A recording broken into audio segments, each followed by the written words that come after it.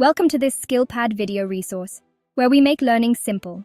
In this video, we are going to look at cooperatives and self-help groups in agriculture. Farming alone is like digging a garden with a teaspoon, but together, you get a tractor. In Uganda, farmers can join different groups like cooperatives, self-help groups, or even savings clubs. Think of a cooperative as your farming squad. Everyone chips in, shares ideas, and gets better deals on seeds, tools, and markets. Self-help groups? They're like small teams that save money together and support each other when times get tough. But wait, there are rules. Cooperatives follow principles like democracy, everyone gets a say, open membership, no gatekeeping, and sharing profits fairly. Meetings use simple parliamentary procedures. One person speaks at a time, everyone listens, and big decisions are voted on. No shouting matches allowed. The benefits?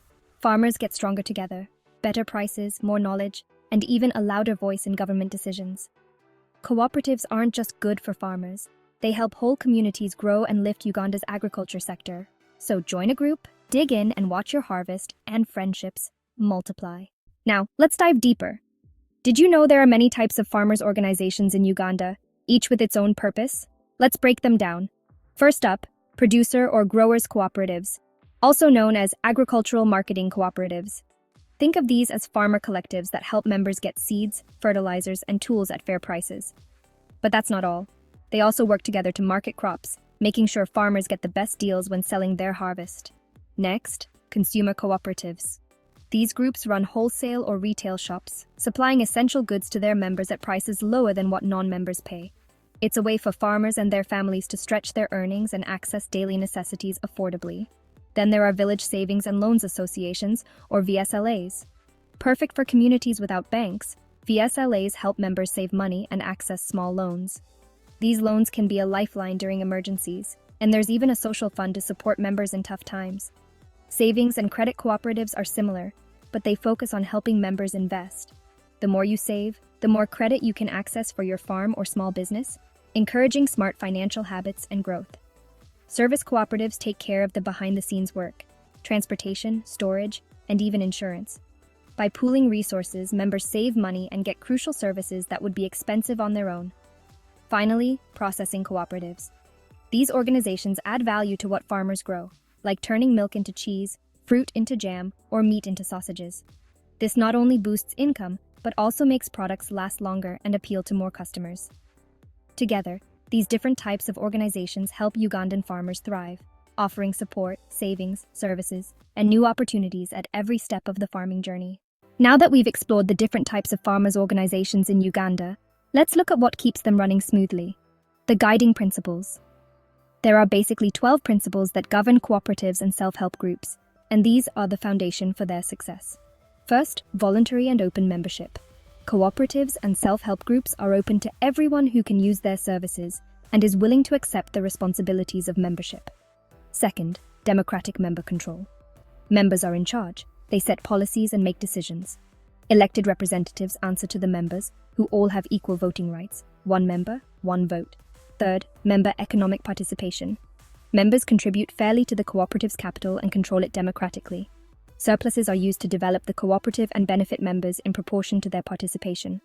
Fourth, autonomy and independence. Cooperatives stay self-governed, even when partnering with other organizations. They always make sure members have the final say. Fifth, education, training, and information.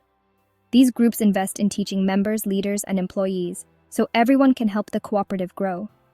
They also spread the word, especially to youth and community leaders, about the value of cooperation. Sixth, cooperation among cooperatives. By working together at different levels, local, national, and even international, cooperatives can serve their members better. Seventh, concern for community. While meeting members' needs, cooperatives also work for the sustainable development of their communities. Eighth, interest and profit. The return on borrowed money is kept low so that the organization remains profitable, but fair. Ninth, neutrality.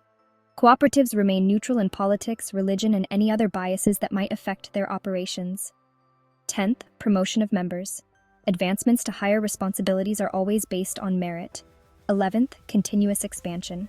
Cooperatives aim to grow, welcoming more members and improving their facilities, like buildings and equipment. And finally, share of dividends. After calculating contributions, members receive a share of the profits. These 12 principles ensure that cooperatives and self-help groups remain fair, democratic, and effective, helping Ugandan farmers build better futures together.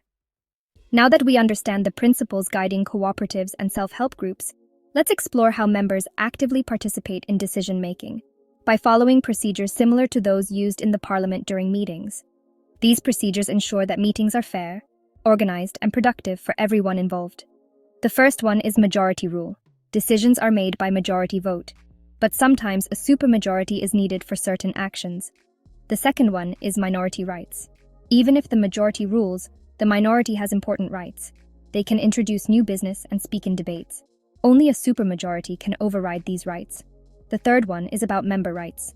Every member has the right to attend meetings, speak during debates, make and second motions, and vote. These rights are only removed through proper disciplinary processes. All members are treated equally and are expected to act with honor.